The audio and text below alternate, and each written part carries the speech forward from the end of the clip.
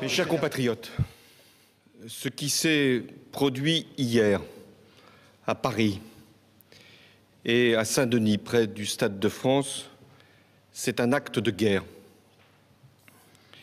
Et face à la guerre, le pays doit prendre les décisions appropriées.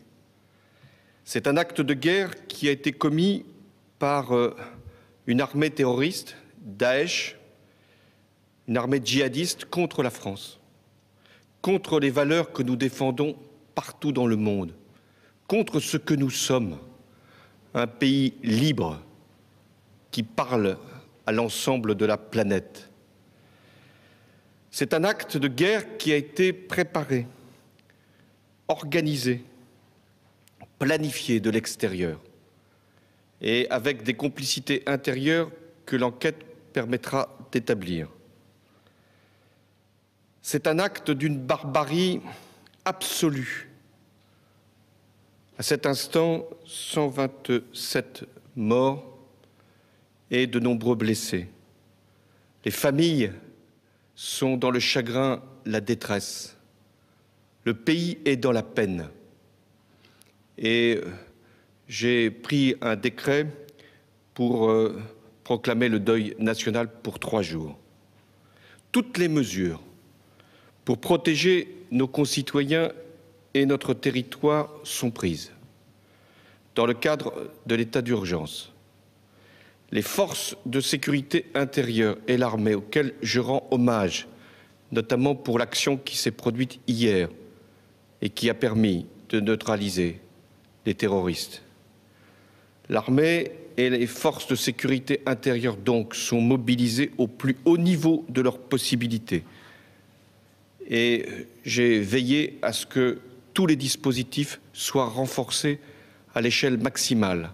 Des militaires patrouilleront en plein Paris tout au long de ces prochains jours. La France, parce qu'elle a été agressée lâchement, honteusement, violemment, la France sera impitoyable à l'égard des barbares de Daesh. Elle agira avec tous les moyens, dans le cadre du droit, et tous les moyens qui conviennent, et sur tous les terrains, intérieurs comme extérieurs, en concertation avec nos alliés qui eux-mêmes sont visés par cette menace terroriste. Dans cette période si douloureuse, si grave, si décisive pour notre pays, j'en appelle à l'unité, au rassemblement, au sang-froid, et je m'adresserai au Parlement, réuni en congrès à Versailles lundi, pour rassembler la nation dans cette épreuve.